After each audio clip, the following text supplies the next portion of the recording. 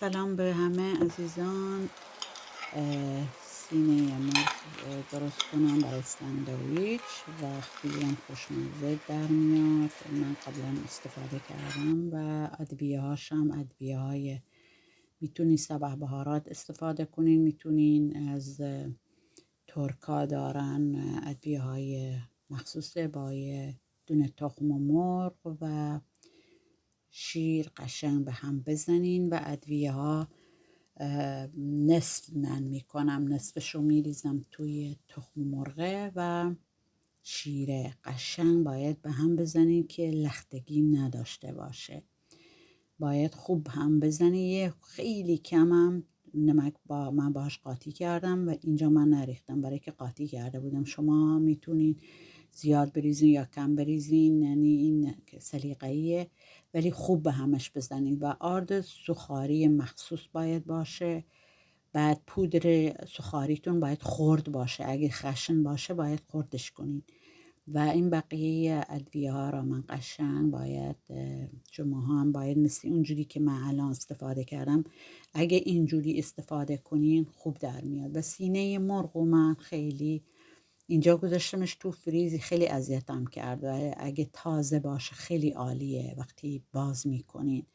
بعد من گذاشتمش تو نایلون و زدمش که یه دست در بیاد. بعد باید 2 بار بذارینش توی تخم مرغه و شیره و بعدن درش بیارین 2 بار. باید با این آرده خوب قاطیش کنین، باید به یه ذره با دستتون بزنین روش که آرده خوب بهش بچسبه، بعدن که تو روغن باز نشه، چون این خیلی نکته های ریزیه. بعد بذارینش توی یخچال از 1 ساعت و نیم تا 2 ساعت باید بمونه و این آرده رو اینقدر باید بذارین روش که قشنگ روش بچسبه.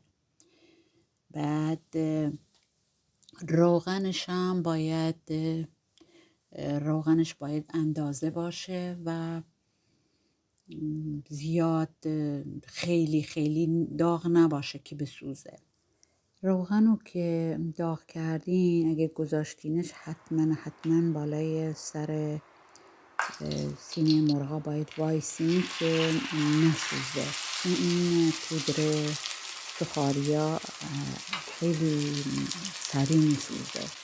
اگه پودرم گذاشتین که بسوزه مطمئن باشین که زود میسوزه. حتما چند باری وایسین که زیر روشن کنین که نسوزن و چند دقیقه بیشتر نمیخواد که سرخ بشه. این یکی هم که وقتی تموم شد حتما از دستمالای آشپزخونه اضافه کنین و از روغن خود مایچابه بذارین روش که یه دست درست شه. این بچه ها مطمئنم اینا این چیزا را دوست دارن.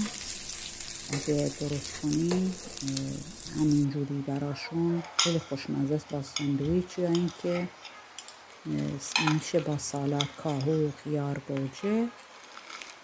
و همین سلامتی برای همه تون میخوام. دل خوش.